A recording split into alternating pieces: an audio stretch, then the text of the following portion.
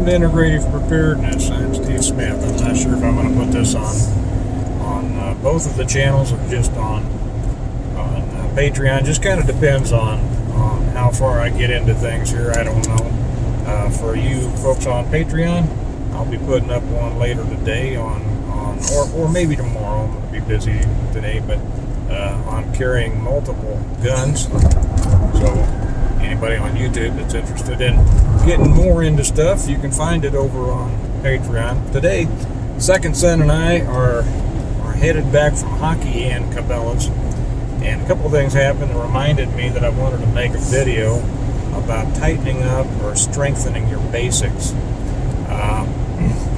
Second son he loves hockey, and he played quite a game today. The interesting thing as I watch him, he is not one of the super aggressive, flamboyant players out there. There are some out there that are just always going 100 mile an hour full speed and giving it everything they've got. Now, I used to, and I've said this, I think I said this in one time before, there was a time right after he was, he'd been playing for a little bit, and I almost told him one time that he needs to get more aggressive. And then I realized, well, he's got more shots on goal and makes more goals than anybody else on the team. He just always seems to be there. Where the puck is, he seems to know where it's gonna be. He takes it away from other players without any fuss, which is why it's not obvious that he's out there playing hard. And so I just kept my mouth shut, right? Well, today was kind of the same thing, and I just watched with great interest and saw how it kind of applied to, what a lot of people do in other areas of their life. His team won 3-2, and he made 2 of the goals on his team. And it hardly seemed like he was working. Just because, like I say, he's not one of those hard chargers out there going at everything all the time.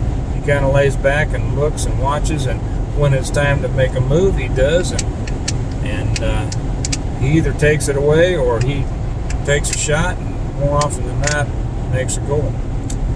That reminded me of something, and that reminded me of what a video that I've been meaning to make.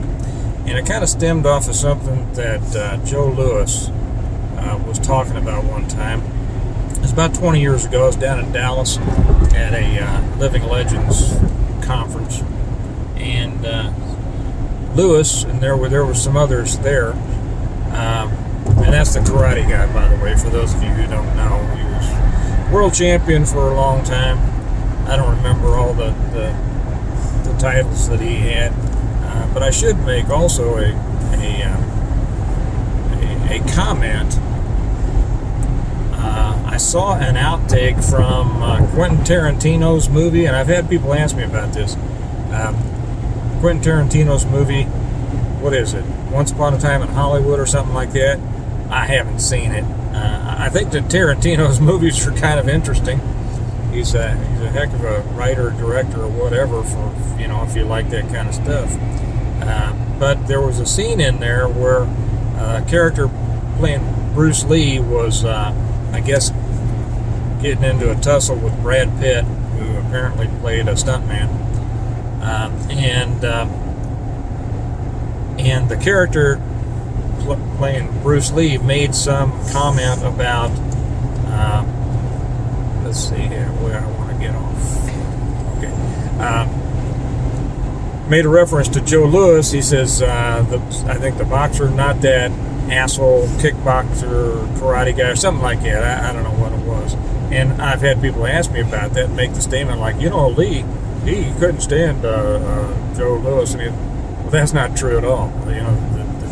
The truth of it is that Louis trained with Lee. I mean, Louis was already a world champion when he met Lee, and ended up training with him, and actually was one of the people who gave Lee credit for improving his fighting style and So they worked out together for a long time. So there was no animosity that I'm aware of between Joe Louis and Bruce Lee. Anyway, back to what Louis said. A bunch of us were sitting around talking, and he said, I'd rather fight a guy who knew 100 techniques and practiced each one of them 10 times than a guy who knew 10 techniques and practiced each one of them 100 times. Or he might have said 1,000, I forget. It's people thought about that's exactly right. And so what he was saying is that the basics. Too many people get into, and this applies to prepping. Too many people get into this stuff trying to get more. 100 ways to start a fire, 9 million ways to put together a get-home bag,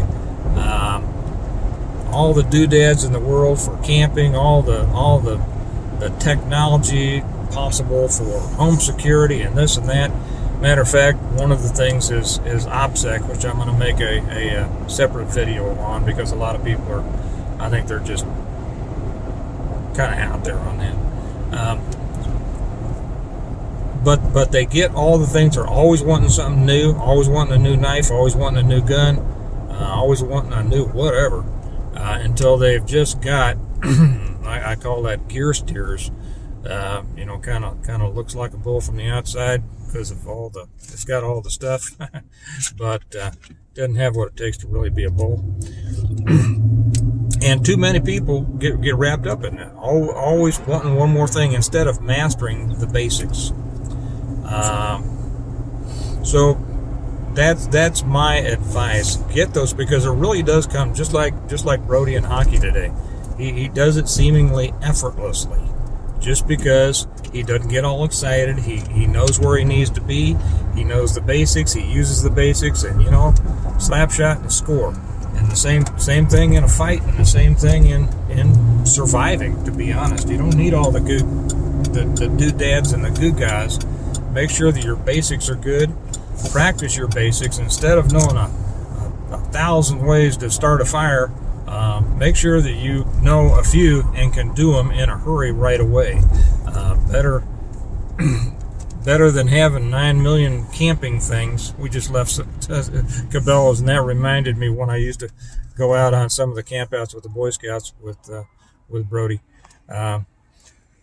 It was amazing all the junk that some of the fathers brought, and you don't need that junk. What you need is to know the basics. So what your basics are, I won't go into all the basics. You know what the basics are. This is just kind of a reminder of, don't worry about all getting more stuff. Concentrate on your basics. Make them strong. Make them so you can do them in your sleep, in the cold, in the rain, whatever, and you're going to be better off. So we're about to pull in and get some donuts, which we always do after hockey. He's happy about that. Yep. And I'll sign off. Remember that we prepare well today in order to live well tomorrow. And basics. You all have a good day. Talk to you later. Bye-bye.